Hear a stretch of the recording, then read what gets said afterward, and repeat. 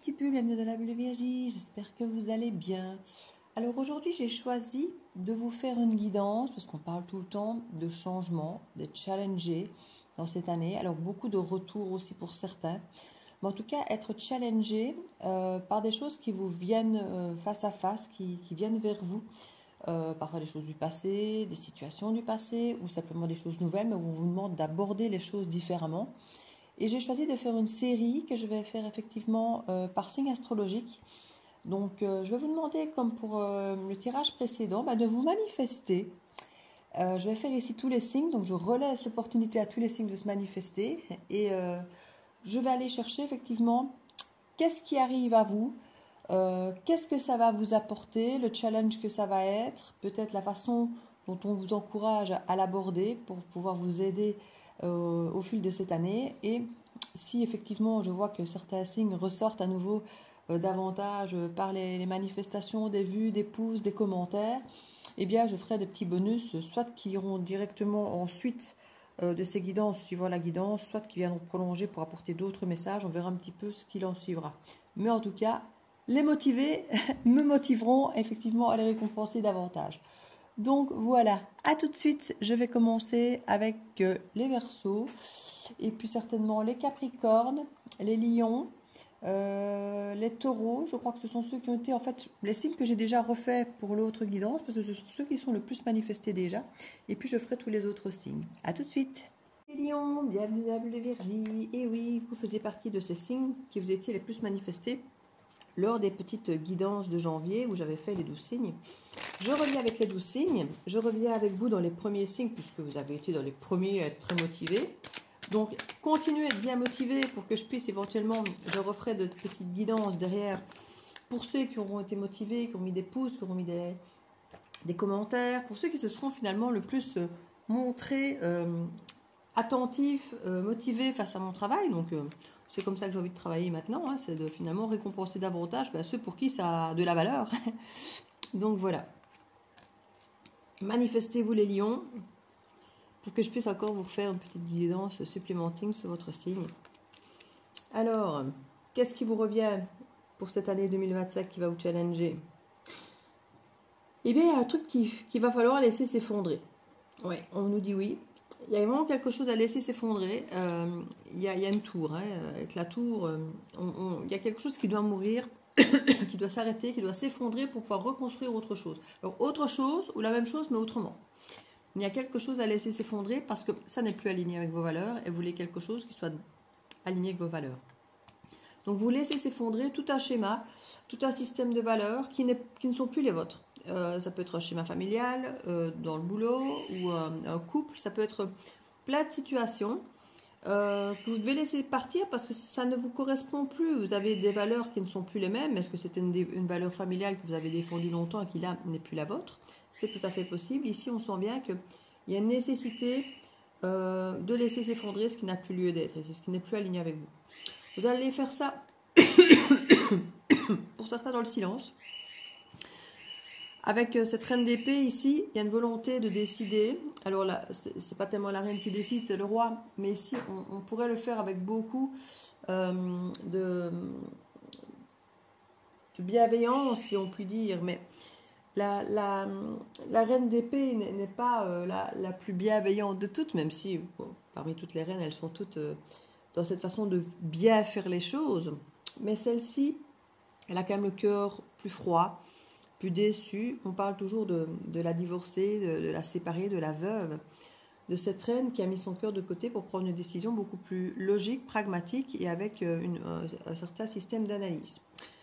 Elle a envie de s'investir ce en quoi elle croit et de reconstruire ce en quoi elle croit, il ou elle. Hein. Ici, c'est une carte qui représente une énergie féminine, mais qui peut être un homme, évidemment.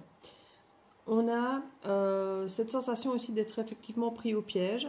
C'est peut-être pour ça qu'on se dit, voilà, je n'ai plus d'autre choix que de faire déconstruire ou de laisser déconstruire certaines choses. Pour certains, ça va se faire en silence, comme je disais, avec le hiérophant et la reine d'épée. C'est quelque chose que vous allez peut-être taire carrément, vous n'êtes peut-être même pas à le dire. Vous allez peut-être simplement disparaître. Alors, je n'ai pas de carte de partir, de départ ou de fuite. mais à quelque chose qu'on laisse s'effondrer tout seul sans peut-être réagir, sans rien faire, sans rien dire. On se sent impuissant, on se dira, bah, je ne sais rien faire, voilà, c'est comme ça, je suis impuissant, je suis impuissante. En même temps, ça peut vous arranger parce qu'effectivement, ce n'était plus aligné avec vos valeurs. Il y a une volonté de retrouver, alors, votre challenge, c'est vraiment, regardez, hein, ça devrait être plus explicite, l'équilibre et l'équilibre, la balance et la justice. On a ici vraiment la façon dont vous allez, dont on vous encourage à réagir, c'est de garder une forme d'équilibre pour vous et dans ce que vous allez reconstruire. Parce que c'est toujours le problème quand on fait place vide, place nette, c'est de ne pas reconstruire des choses trop vite dessus parce qu'on se dit ah c'est vide, c'est vide, c'est vide et on n'est pas habitué au vide et généralement le vide fait peur. Et c'est de reconstruire vite, vite, vite, vite quelque chose dessus alors que ce quelque chose ne sera peut-être pas ce qui vous conviendra. Et si c'est pour refaire la même chose ou refaire quelque chose à peine différent, vous demande ici de bien vous écouter, de croire en vous, de croire en vos valeurs et de reconstruire quelque chose d'équilibré, de juste. Alors on a envie de dire équilibré et juste pour les autres aussi parce que la balance est quand même assez altruiste et pense aux autres, mais ici aussi et surtout de juste pour vous. Parce que l'idée n'est pas de déconstruire quelque chose qui ne vous correspond plus pour reconstruire quelque chose qui à nouveau ne vous correspondra pas plus. Donc ici, soyez juste. Pour certains, il y a comme une espèce de retour peut-être de manivelle ou de retour de tribunal, de justice. On rend une décision ici potentiellement peut-être d'une situation. C'est pas possible qu'il y ait réellement une histoire de justice ici. Pour clôturer quelque chose, hein, que ce soit parfois la vente d'une maison, un divorce, de laisser quelque chose se terminer qui peut être effectivement adjugé, décidé sous ordre judiciaire, c'est tout à fait possible, pour retrouver votre propre équilibre et retrouver même un équilibre au sein de cet engagement certainement. Il y avait certainement quelque chose de signé ici mais qui ne vous convient plus en fait. Il y a quelque chose qu'on a laissé...